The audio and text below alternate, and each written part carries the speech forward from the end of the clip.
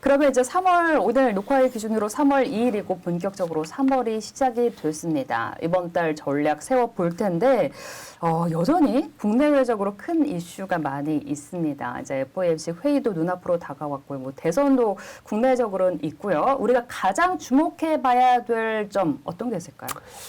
뭐니 해도 말씀하셨듯이 3월 FOMC가 아닌가라는 생각을 합니다. 왜냐면은 지금까지 시장이 굉장히 불안했던 이유는 금리 인상과 경기 불안, 경제지표 결과에 따른 금리 인상에 대한 우려, 요게 막 서로 상호작용을 하면서 네. 시장에는 계속적으로 부정적인 영향을 줘왔거든요. 그런데 그림에서 보여드리는 것처럼 3월 FOMC를 지나면 이런 변화들이 지금까지 시장을 억눌러 왔던 변화들에 있어서 통화정책에 대한 그림을 좀 더 클리어하게 보여주면서 더 이상 경제지표가 좋으면 좋은, 그러니까 지금까지는 경제지표 좋아도 안 좋고 경제지표 나빠도 안 좋은 그림이었어요. 근데 앞으로는 경제지표가 좋으면은 시장이 좋아지는 그림을 기대해 볼 수 있지 않을까라는 생각을 하고 있습니다. 네. 특히 여기 보시면은 지금 현재 시점에서는 금리 인상에 대한 걱정들을 좀 많이 선반영을 하고 있다라고 생각을 하고 있어요. 연내 6번 이상 금리 인상이 가능하다라는 전망이 상당 부분 선반영이 되었고, 연준이 점도표가 어떻게 나오는지를 봐야 되겠지만 6번 이상만 아니라면 시장에서는 내가 너무 많이 걱정을 했구나라는 안도감을 살 수 있을 거라고 보고 있고요. 네. 또 하나는 금리 인상 속도 강도입니다. 3월 FOMC 또는 6월 FOMC, 그러니까 상반기가 가장 금리 인상에 대한 속도가 빠르고 강하고 그 다음부터는 점차 완화되는구나, 진정되는구나 라는 그림을 확인하시게 된다면 통화정책에 대한 부담들은 더 걱정을 하기보다는 좀 안정을 찾아가는 네. 국면으로 생각을 할 수 있지 않을까라는 생각을 하고 있어요. 그래서 이 3월 FOMC를 지나면서 통화 경제지표가 좋아도 안 좋고 나빠도 안 좋은 그림이 아니라 통화정책에 대한 그림이 명확해짐에 따라서 경제지표가 좋으면 좋은 대로 시장이 고스란히 반영을 하는 가운데 통화정책에 대한 부담은 오히려 안정되는 네. 그런 그림으로 그려볼 수 있지 않을까라는 생각을 하고 있습니다. 네, 역시나 이제 3월 미국의 FOMC 회의가 우리가 가장 주목해야 봐야 될 그런 부분인 것 같습니다. 앞서 3월 초 중순에 이제 변동성 장세를 예상을 해 주셨는데 변곡점은 뭐가 될까요? FOMC 회의가 될까요? 네, 3월 FOMC 회의를 전후로 해서 저는 바닥이 나올 수 있다라고 말씀을 드리고 있는데, 물론 그 과정이 3월 FOMC 전까지 시장이 잘 버티다가 올라가면 좋겠죠.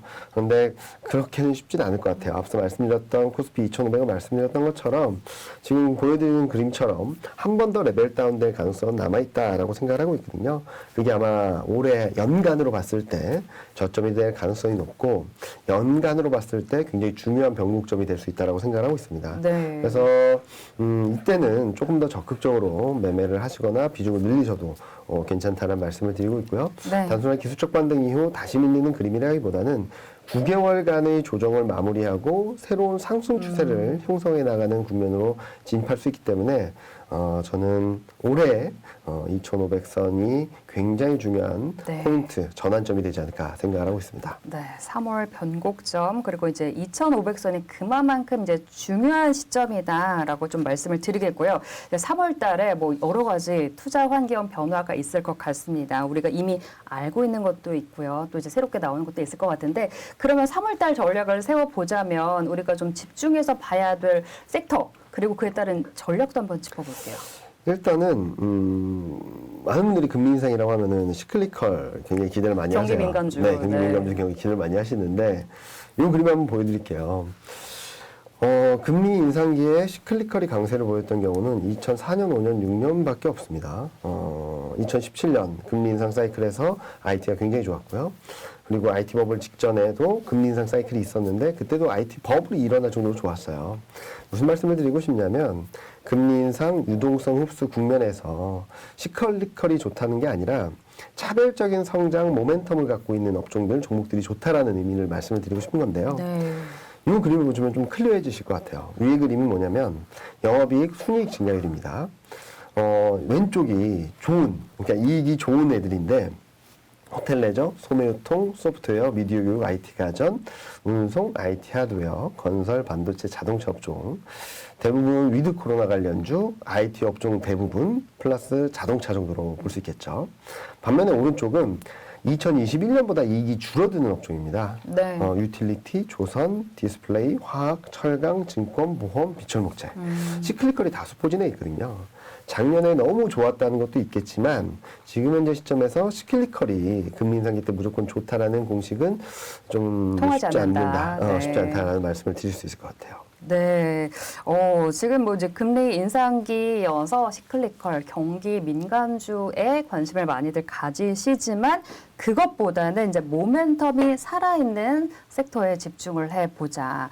뭐 반도체, 자동차 뭐 이런 것들 보면 될까요? 네, 저희가 탑픽으로 제시드리는 업종이 반도체, 자동차, 2차 전지, 인터넷 업종인데요. 일단은 이 그림을 보시면 좀 더 명확해지실 것 같아요. 그러면은 위쪽이 자동차고요. 밑에 쪽이 반도체인데요.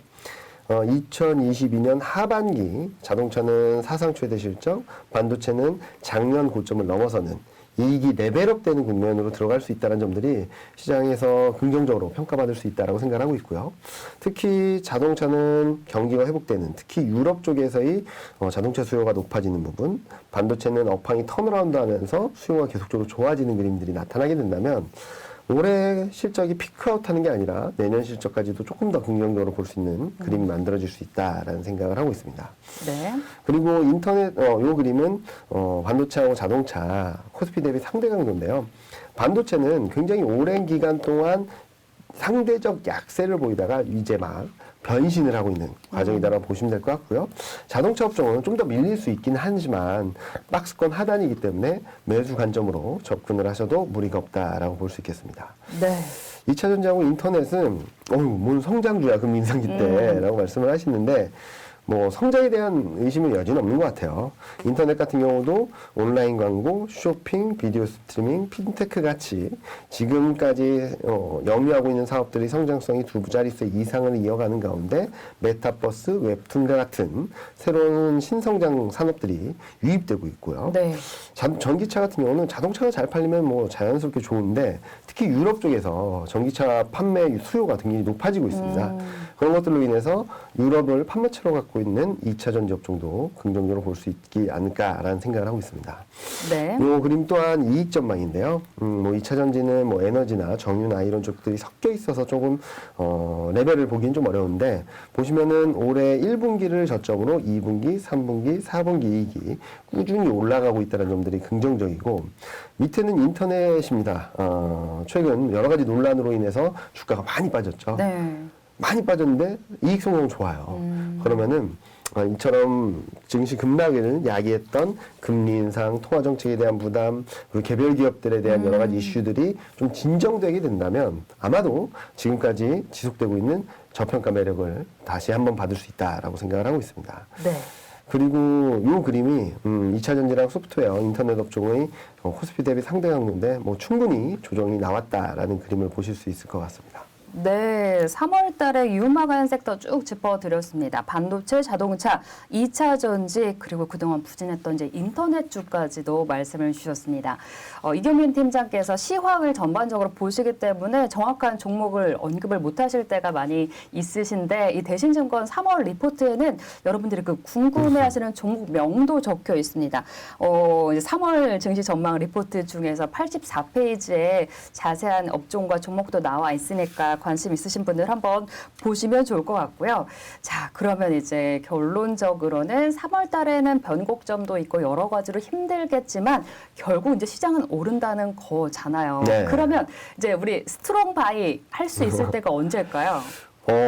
솔직히 말씀드리면 워낙 악재들이 많고 호재들이 반영되는 시점을 정확히 언제입니다라고 말씀드리기 어렵기 때문에 시장 상황을 보면서 조금 예민하게 대응을 해야 될 것 같다는 생각을 하고 있습니다. 그래서 코스피가 2,500선 이상에서 뭐 2,570, 80에서 확인하고 또 올라갈 수도 있고 아니면은 또 언더슈팅이 나와서 2,500까지도 깨져버릴 수도 있다라고 네. 생각을 하는데 저는 그래서 2,500선을 보게 되면 밀리면 사고 반등할 땐 좀 기다렸다 밀리면 또 사는 변동성을 활용해서 물량을 늘려가자라는 말씀을 드리는 거고요. 네. 스트롱 바이는 언더슈팅이 나와서 코스피 2,500선마저 깨고 내려갈 때는 좀 적극적으로 사도 된다는 말씀을 드리고 있어요. 지난번 코스피 2,600선 때 도달할 때도 일시적으로 2,600선이 깨졌다가 바로 급반등을 했거든요. 네. 그러니까 제가 말씀드렸던 어느 정도의 락바텀 수준을 하회하게 된다면 일시적으로는 하회할 수 있겠지만 거기에 머무르는 시간은 오래 걸리지 않습니다. 그래서 2,500선이 깨지게 된다면 좀 적극적으로 순매수를 하셔도 손해보지 않는 구간, 그리고 올해 하반기 내년으로 봤을 때 조금 더 굉장히 싸게 샀구나라고 네. 생각할 수 있는 구간이 되지 않을까라는 생각을 합니다. 네, 뭐 시장 많이들 어려우셨죠. 최근에 뭐 2,500까지 우리가 얘기를 하고 있는 점이 좀 안타깝기는 하지만 장중에 2,591선까지, 그러니까 2,500자를 보고는 왔었죠. 빨리 회복이 되긴 했었지만 그래서 이제 뭐 2,500 좀 위가 될 수도 있고 아래도 될 수가 있지만 그때쯤 됐을 때는 좀 우리가 적극적으로 조금 매수를 해봐도 괜찮은 구간인 것 같습니다. 물론 저희 굿모닝 증시 라이브를 통해서 매일 아침 드리는 공략주로 짧게 수익을 낼 수 있는 개별 종목 장세도 이어지고 있으니까 그런 종목들 잘 활용하셔서 여러분들의 계좌도 조금씩 불려가시면서요. 정말 스트롱바이 강하게 사도 돼. 이거는 지금은 아니고요. 조금만 더 기다리셨으면 좋겠습니다. 네, 이경민 팀장님과 3월 증시 아주 구체적으로 전망해보고요. 전략 세워봤습니다. 함께 인사드리고 다음에 또 더 좋은 전략 가지고 만나도록 할게요. 네, 함께해 주신 여러분 감사합니다.